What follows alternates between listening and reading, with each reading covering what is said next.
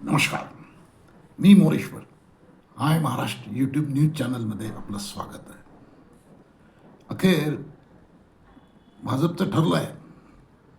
भाजपने आज मुंबईच्या महापौर पदासाठी आपला उमेदवार जाहीर केला आहे. रितू तावडे यांची उमेदवारी भाजपने आज जाहीर केली आहे. पक्षाचे अध्यक्ष मुंबईचे अमित साटम यांनी रितू तावडे यांच्या नावाची आज घोषणा केली.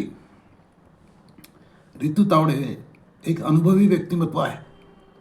महापालिकेच्या कामकाजाचा अनुभव आहे. तसेच संघटनात्मक कामात सक्रिय असलेला नेत्या म्हणून त्यांच्याकडे पाहिलं जाते. आज त्यांच्या नावाची घोषणा झाल्यामुळे बहुधा ठाकरे सेना उमेदवार देईल का याची चर्चा जोरदार सुरू आहे. असंही होऊ शकते की ठाकरे सेना उमेदवार न देता बिनविरोध महापौराची निवडणूक करू शकतात. पण अर्थातच राजकारण काय कसं वळण घेते त्याच्यावर ते अवलंबून आहे. परंतु मुंबई महापालिकेतील महापौर पदाच्या निवडणुकीस अखेर स्पष्टता मिळाली आहे. भाजपने महापौर पदासाठी रितू तावडे यांची अधिकृत उमेदवारी जाहीर केली आहे. गेल्या काही दिवसापासून सुरू असलेल्या तर्कवितर्कांना आता या घोषणेनंतर पूर्ण विराम मिळाला आहे. भाजपने अनुभवी आणि संघटनात्मकदृष्ट्या मजबूत चेहऱ्यावर विश्वास टाकला असं दिसत आहे.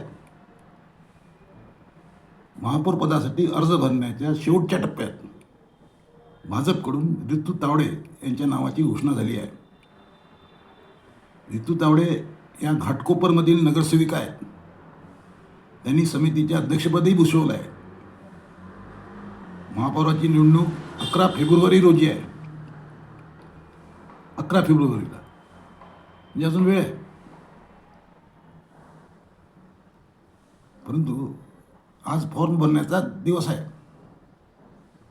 त्या हिशोबाने महापौराच्या नावाची घोषणा झाली आहे. महापौर पदाचा अर्ज दाखल करण्यात आजच येणार आहे. अर्ज दाखल करण्यासाठी महापालिकेतील पक्ष कार्यालयात भाजपचे सर्व नगरसेवक जमले आहेत. म्हणजे ही घोषणा म्हणजे भाजपचं मोठं शक्ती प्रदर्शन आहे. महापालिकेतील सध्याची राजकीय परिस्थिती लक्षात घेता रितू तावडे यांची निवड ही अत्यंत महत्त्वाची मानली जात आहे. मुंबई महापालिकेत भाजप हा सर्वात मोठा पक्ष आहे. या पार्श्वभूमीवर ठाकरे सेनेकडून अद्याप उमेदवार जाहीर झालेले नाही. त्यामुळे कदाचित बिनविरोध निवडणुकीची चर्चा सुरू झाली आहे. राष्ट्रवादीच्या म्हणजे शरद पवारांच्या राष्ट्रवादीने त्याचा एकच नगरसेवक आहे. त्या राष्ट्रवादीने महायुतीला पाठिंबा दिला आहे. त्यामुळे महायुतीची ताकद नक्कीच वाढली आहे. ठाकरे गटाची डोकेदुखी वाढली आहे.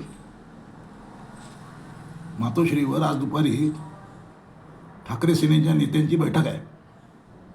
त्या बैठकीनंतर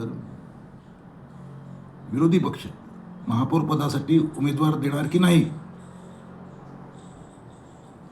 त्यावर बिनविरोध निवडणूक होणार हे ठरणार आहे. पण संख्याबळ पाहता भाजपची ताकद स्पष्ट दिसते. त्यामुळे ठाकरे सेना हा बैल मुझे मार करते का की बिनविरोध मुंबईचा महापौर देते ते पाहावं लागेल. तुम्हाला काय वाटते? कॉमेंट करा. नमस्कार.